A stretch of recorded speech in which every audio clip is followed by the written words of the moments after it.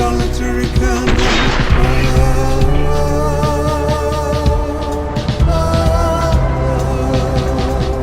In the center of it all, in the center of it all, you are mine.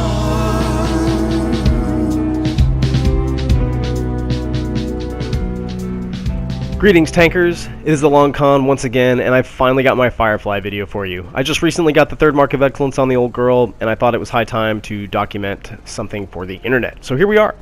Historically, the Firefly is the British answer to an anti-tank necessity that the Americans did not agree with. The British wanted to use the 17-pounder to retrofit all of the M4 Shermans that the Americans were bringing over, but the Americans didn't want to deal with the logistics of it, and so the British took some M4 Shermans, gave it a new turret, nixed the radio man, stuffed some more ammo where he used to sit, and bada bing bada bang, Sherman Firefly. Now, obviously you're going to want to use the 17-pounder.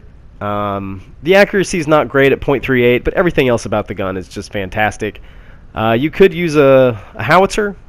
That's not the way I'd go with it, but I mean, howitzers are cool. You can really lay down some smack, but you tend to have to get closer to be more effective with them.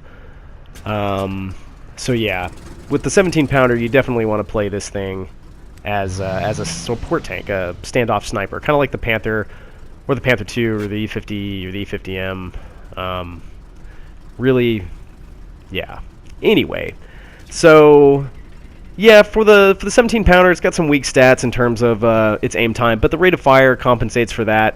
And while some of your shots are sure to come up short, you can sit there and you can whittle people down. I use a gun rammer on mine, so that boosts it up a little bit. Yeah, that brings me to the armor. Now, the armor is absolutely wretched, with the exception of this plate that sits in the front of the British turret. But I mean, at 90 millimeters most, you're not going to bounce a whole hell of a lot of shots. And with only 6 degrees to gun depression, which is terrible for both British and American tank, you're not really going to be able to play this thing like any of the other Shermans or Cromwells or Comets in the game that you've played before. Yeah, the armor is wretched. It's essentially the same as the M4 Sherman, and you're a tier higher. You just have more hit points and a better gun. So, yeah, we're going to look here at a game on the new rain variant of Kumaran, followed up by a Fisherman's Bay round. Now, this is a Tier 8 game, and this is in fact the game that I got my 3rd Mark of Excellence in. So let's just take a peek and see what happens. Now, it's Encounter, and if I'd been top tier in a heavy tank, or even medium tier, I probably would have just pushed up into the middle of the flag. But being as how I'm a bottom tier medium, I tend to gravitate towards the west flank when I start on the south side of this map, as it affords some advantageous positions. My usual spot, however, was compromised by this T-71, so I immediately pull down off the hill and decide I'm just going to get crazy and go in after him. I usually play kind of cautious whenever I'm working towards my 3rd Marks of Excellence, but, you know, sometimes fortune favors the bold. And I've got a lot of cover between me and the tanks that are up in the middle of the map, and as soon as I can smoke out this T-71... Oh, there's his engine. That's going to slow him down. But look at all this cover, you know, I mean, even he's got the advantage of it. I decided just to get on the stick and try to get over the bluff into the B1, A1 area of the map. Now you can see here I push closer to these destructible buildings. Oh, and pull off an epic snapshot. Oh, and get another one damaging his tracks. If only that had done some damage, that probably would have been a killing blow. Regardless, I push forward, get into this defilate, and prepare to swing around on the flank and start putting it into these guys. Now, as I did mention, I only got 6 degrees of gun depression, so you got to be really careful the way that you play with hills. You don't want to come up too far to try to get shots. It's wiser if you are familiar with, say, a T-54, to try to come down around the low side of the hill and poke around the corner more so. But you don't have the advantage of armor, so you really can't afford to linger. Ah, this Craft Panther thinks he's going to come get me. Oh, I get his ammo rack damage, so that slows down the old rate of fire. He gets one into me, and he's dead. Good game, Panther, good game. I probably would have done the same thing. Be that as it may, I now got this area of the map pretty locked down. I'm going to put my binocs on. This is another bit of kit that I run on the Firefly that encourages me to play kind of in the backfield. God, look at that shot right there. Just with the tip of my reticle, just right on his commander's copilot, it just skates right into it. So even with .38 accuracy, you're going to hit a lot of shots that you really need to. You're going to miss some that you need to as well, but .38 is somewhat reliable. Sure are some big nasty tanks out here. Oh, a Ferdinand on the side, that's going to go through. Of course, I am using APCR. I don't need to be to shoot at the side of a Ferdinand, but he's dead. Ooh. My buddy Cobra picks up a kill. So that's fantastic news. Oh, that Tiger P takes a huge hit. And you can see there my shot clearly went underneath his tank. Just looking for a weak spot, just right over the top. Oh, another one into the side of his turret, looks like.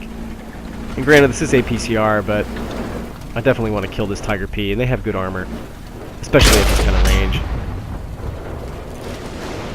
Now I switch back to AP. I don't want to hug my APCR rounds at the cover. Should have been using high explosive maybe. Oh, knock some more buildings down.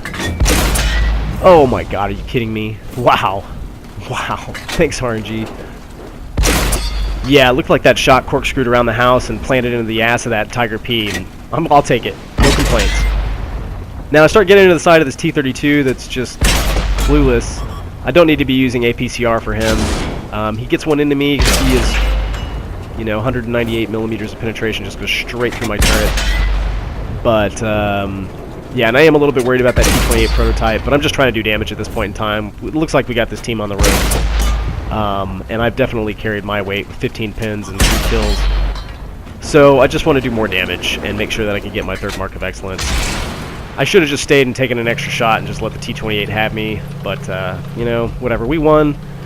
And wouldn't you know, I got my third mark of excellence that game. I mean, are you kidding me? 2,258 damage, 3 kills. Yeah, I mean, I don't like to toot my own horn, but I do kind of like to toot my own horn. And my buddies Pow and Cobra also had really good games, more than accounted for themselves, took down some tanks. And then there was that ISU 152, and whew, he really put it down. So, obviously it takes a team. It's just important to know the role that you need to fulfill in whatever tank it is that you're in, and be that a thinly armored medium tank that sits in the backfield, spots and snipes, or, a really heavily armored Japanese heavy tank, that goes into town and side scrapes and gets it on fucking point blank. It's like, you gotta do what you gotta do. What you don't want to be is that crazy thinly armored medium tank driver that YOLOs, oh hey, what do you know, here comes one now. Or a Japanese heavy tank driver that sits in the back on the base and tries to snipe. So, yeah, that's enough about that, I guess. I obviously want to get after this Boilermaker. And guys, I can't impress it enough. Don't drive your Firefly like this guy did. You'll notice he's just over the top. He's on our side of the map. He's got lots of guns shooting at him. Don't be like him. Be like me. I've got 3 marks on my barrel. I'm just responding to him, going where I need to go, moving along this friendly crescent on the backside of this hill. What are we looking at here? Some mediums, some heavies. I got Pow behind me in the Nashorn, who's playing it even more cautious than I am, for good reason. Oh, .38 accuracy. Especially when you don't let the gun aim, it's not going to go where you want it to. Most of the time. Sometimes you get lucky, but those are the exceptions to the rule. That one looked like it fell way short. Probably impacted in the ground well before it would have hit the Japanese heavy. Ooh, that guy just got exploded. Bummer. So we're losing tanks left and right. Not really having a whole lot of luck putting fire into anything. At this point in time, I've only got the 3 penetrations and that cheeky kill on the stupid Boilermaker driver. I move up into a more aggressive position. I'm going to try to get into these bushes here, put my binocs on, and spot. I'm getting a little bit of cover behind this bush, but if I were to shoot from here, I would lose all of it. As you can see, I zoom in. I don't have a whole lot of concealment in front of my gun. What you really want to do in these kinds of situations is back up until you can see nothing but bushes in front of you, and then start shooting. And really, I shouldn't have even been shooting at that AFK jumbo. I should have been more focused on tanks that were alive. And foolishly, I go back and try to get another shot into him and take another hit for it. So careful when you go after AFK tanks, because yeah, sometimes the damage you do isn't worth the trade. Not sure what's shooting at me from the back of the map there. Gets another one into me. Now what I should have done is just parked it directly behind this house until my spot was completely gone. But I don't do that, and I get hit again. I'm pretty sure that that is the Achilles on the enemy team, which is the 2nd British tank line Tier 6 tank destroyer. It's actually a pretty good tank destroyer. Yeah. That's worth mentioning at this point in time. You can use the Firefly as a backdoor to get into the Challenger, so you can bypass some of those lower tier tank destroyers on that 2nd British tank destroyer line.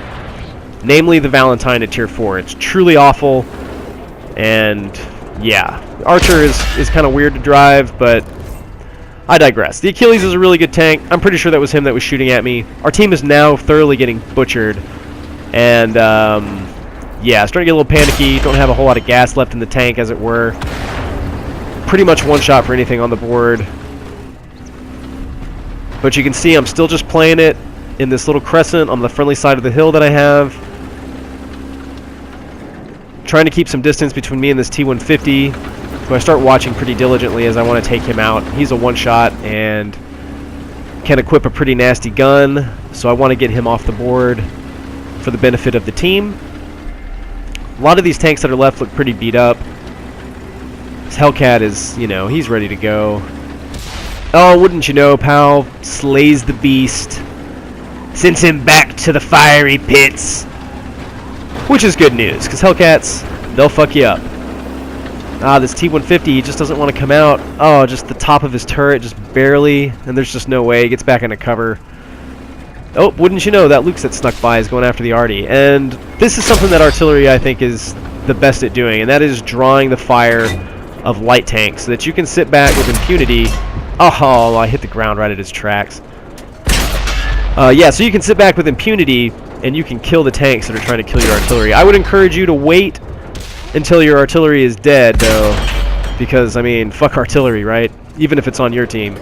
You know, way to go, light tank. Way to pick up that kill, man. Get you a kill, boy. Kill that artillery. Keep doing it every game, man. Do it every game. Now, with the help of the surviving tanks, we have pulled the score back. We're now 1-up. The last remaining medium tank is the AFK Jumbo that was sitting in the flag, so knowing where he's at, I get a little adventurous, push up forward a little bit more, get the binocs on, and see if I can pick up that Achilles.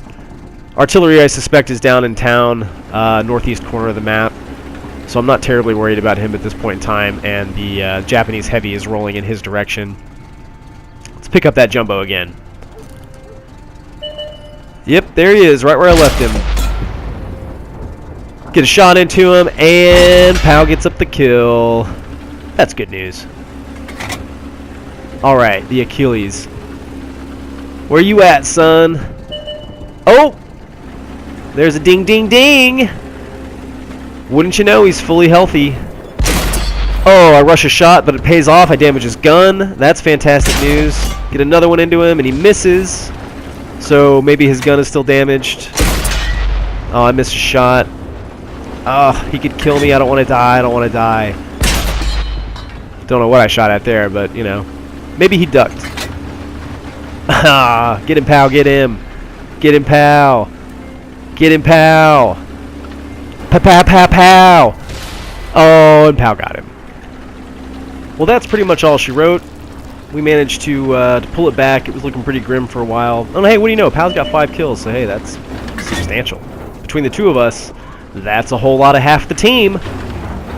And wouldn't you know that we'll be at the top of the board at the end of this game. Not to toot our horns or anything, but well, you know the rest. Yeah, I'd say if you follow these 8 easy steps, and then the 62 additional steps that come in later after those 8 easy steps, I think you'll have pretty good luck with the Firefly and the BoilerMaker, or both. I think it's a pretty fantastic tank. So long as you play it correctly, you'll absolutely murder ass with it. This has been The Long Con. Thank you so much for watching. Remember, put some binocs on your tank and watch your ass, because I'm looking to push a pepper up there. Happy hunting.